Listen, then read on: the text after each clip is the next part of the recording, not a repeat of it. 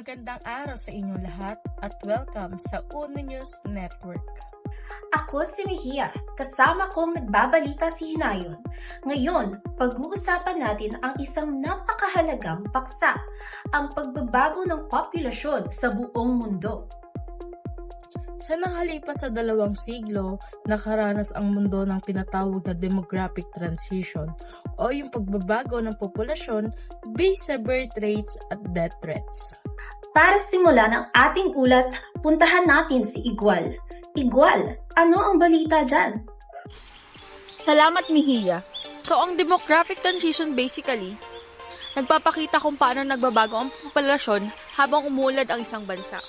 Dati, karamihan sa mga bansa may mataas na birth rates at death rates, kaya mabagal talaga ang population growth.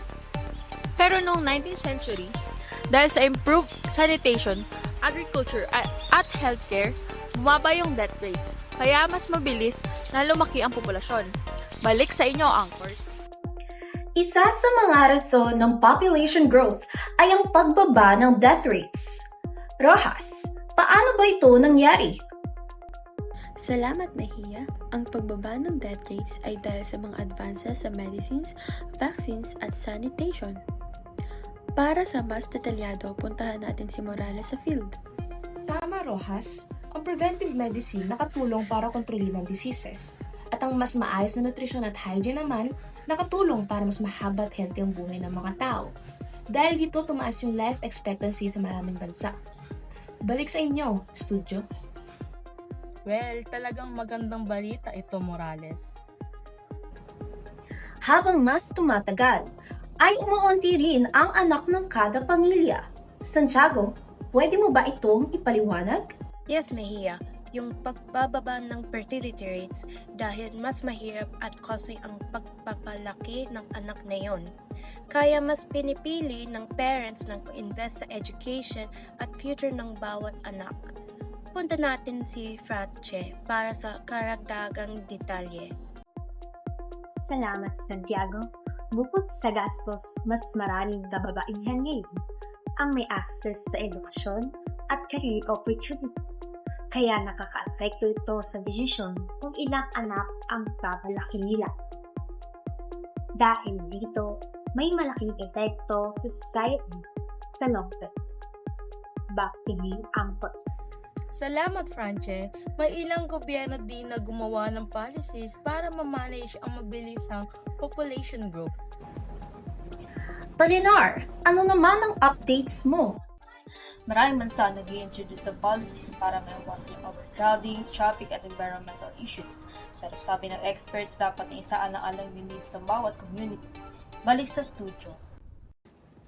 Habang mabilis ang population growth sa ibang bansa, may iba namang humaharap sa aging population. Rojas, ano ang epekto nito? Tama, Mejia.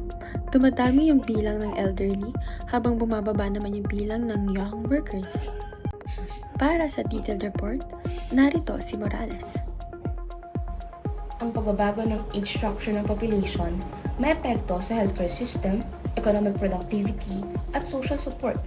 Pero on the positive side, yung smaller families na bibigyan chance sa parents na matutukan ng education at future ng mga anak nila. Yun lamang at balik sa inyo, anchors. Well, talaga namang malaking epekto ang mga pagbabagong ito, Morales.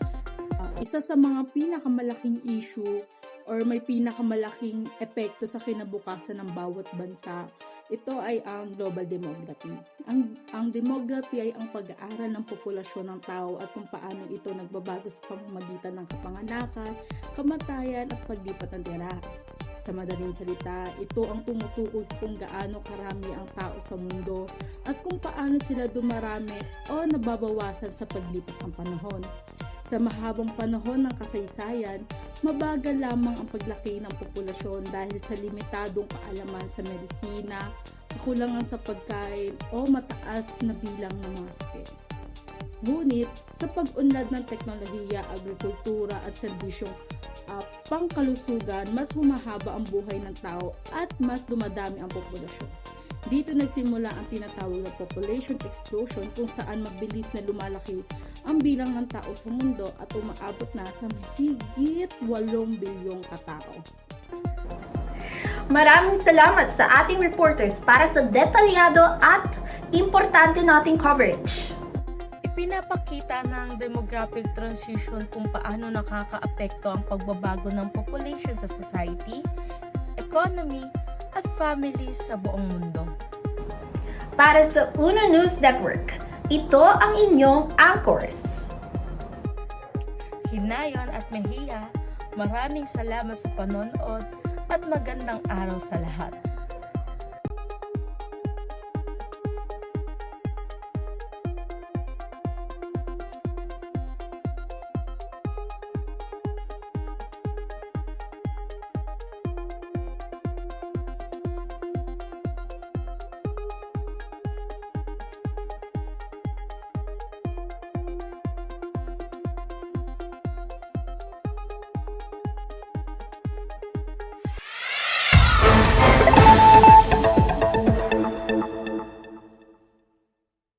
Does the world have too many people or too few? The world's population surpassed 8 billion in November 2022, and in April 2023, India officially beat China as the most populous country on the planet. But a new study suggests that the world population could fall to 6 billion by the end of the century. And despite there being more people than ever before, 2/3 of them live in countries where the population is actually in decline. Italy, South Korea and Finland are just some of the countries facing massive demographic changes due to an ageing population, and the Japanese government is already warning its citizens that the country is on the verge of societal collapse due to dangerously low birth rates. So what is the outlook for the world's population, and should people be having more children or less? Population decline is being driven by declining fertility around the world. With better healthcare and lower child mortality rates over the past century, couples are opting to have fewer children than in the past.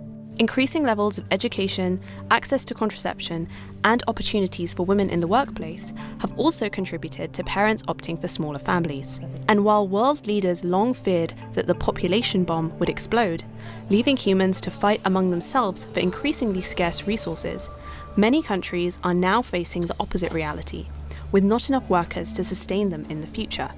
So I think the problems are multifold. The first one is what's called the dependency ratio, which is the number of people over working age to the number of people in working age, roughly. And that's just changing. In a place like Japan, it means more and more older people are relying on fewer and fewer workers, both to do the work that's required to support the society for the old people and more generally, but also to pay the taxes. As a society ages, which is natural if you have a very low fertility rate, and a good long life expectancy, then more and more needs to be spent on health, more and more needs to be spent on social care. So there are financial implications and there are labour force implications. It's no coincidence that Japan has the highest debt ratio of any OECD country by far. They have to keep borrowing. For now, that's working, but it may not work forever. So eventually, you could have real financial problems. And indeed, already we're having labour shortages. The number of people above the age of 80 is expected to rise from 155 million in 2021 to 459 million in 2050. Despite these predictions, many young people in richer countries are reluctant to have children, especially given rising costs of living and pay stagnation. Millennials in advanced economies are less likely than their parents to own their own home and will be more in debt than previous generations. However, not everyone thinks that a declining population is a bad thing. The United Nations predicts that by 2050, many countries will have smaller populations. While this may seem alarming, it's actually a positive development. Humans have been growing at an unprecedented rate, which has had a significant impact on the environment and other species. A smaller population will help to reduce these pressures and protect the planet. Our planet is struggling to support 8 billion people. I've seen the damage we've done to our environment. Some people, like Elon Musk, worry that lower birth rates will hurt the economy by reducing the number of workers and consumers. But the problem is bigger than money. our focus on endless growth has hurt both people and the planet. If we accept that our planet has limits, we can create a future with more opportunities and a healthier environment. It's time to choose between continuing with our current, unsustainable way of life or embracing a future that is fair and sustainable. Everyone needs basic necessities like food, water, and shelter. Even if we develop the most sustainable ways to live, we'll still need more of these things to create a more equal world with a higher quality of life. China is a good example of this. As its population and economy grew, so did its demand for resources. Even though China's environmental impact per person is lower than the US, its overall impact is twice as large. China is responsible for a lot of the deforestation and greenhouse gas emissions in the world.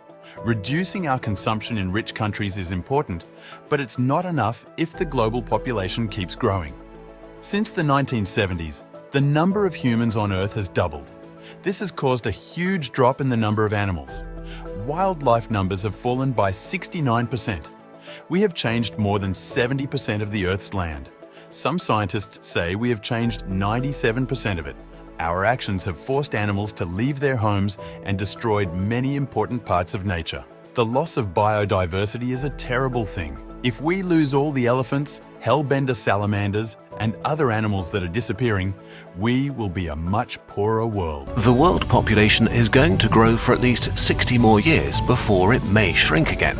By then, we have to solve climate change. Likewise, any other upsides a lower population might have will most likely not materialize themselves this century. So, just like import people, the easiest solution seems to be immigration, but the fertility of immigrants adjusts to local levels within 3 generations. So you need a constant influx of new migrants, which is not sustainable long-term as birth rates are dropping everywhere. The only way would be to keep poor countries poor so that the young and motivated migrate to developed countries looking for opportunity and a better life. Kind of an immoral thing to wish for. By the end of the century, Africa will have the highest number of young people in the world, and so African migrants might become the world's most sought-after immigrants, with elderly nations fighting hard for every person willing to make the move.